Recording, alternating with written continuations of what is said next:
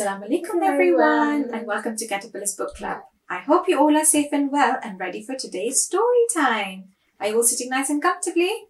Great! So what do we say before we start? Bismillahirrahmanirrahim. And we say our short dua, which is Rabbi zidni zidni ilma. Oh Allah, increase my knowledge.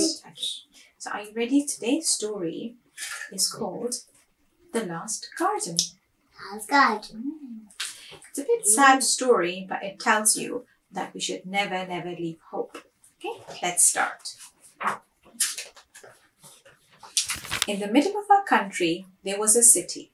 In the middle of the city, there was a garden. The city was grey and sad, but the garden was bright and beautiful. Once before the war came, there were trees on every corner. Now, this was the last garden left. The war went on and still Zara looked after her garden. There were pear trees and nut trees and flowers and herbs.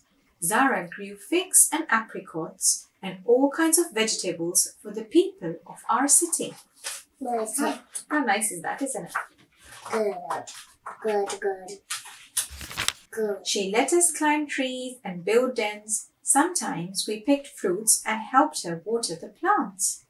We took Zara's flowers home to our broken houses. We brought her figs and pears to our friends in hospital. But the war was on our doorstep.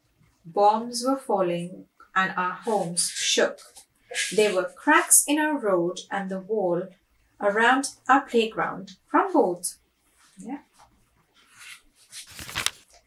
We no longer played in our playground, but we still enjoyed Zara's garden.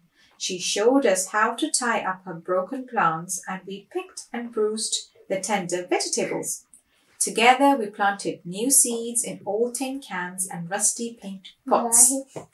That children is singing. He is.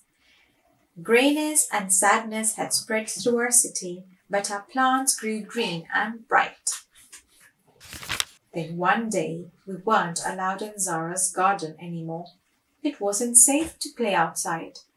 Bombs were falling every day and nowhere was safe in our city. Everyone was leaving and we packed up our things because we were leaving too.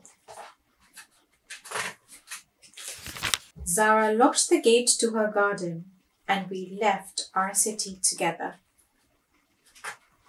How sad is that? For months, Zara's garden lay empty and alone. But it was still growing. At last the day came when the war was over. Slowly we returned to our broken city. Zara still had the keys to her garden. She unlocked the gate and Zara smiled. All those months her plants had still been growing. They were tall and strong and wild and free. Her garden was full of life and colour.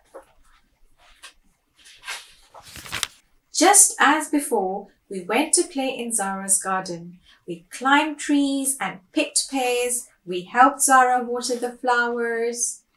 Look, they're all busy doing some activities, isn't it? And like the garden, our city blossomed and came back to life. The end. It's really sad what's happening around the world. Lots of countries and cities are being destroyed. But this story gives us the hope that one day, inshallah, everything will go back fine. And just like the garden grew, their homes will be rebuilt and the cities will be greener again, inshallah. So this marks the end of the story and inshallah we'll see you again soon with another story. Assalamu alaikum.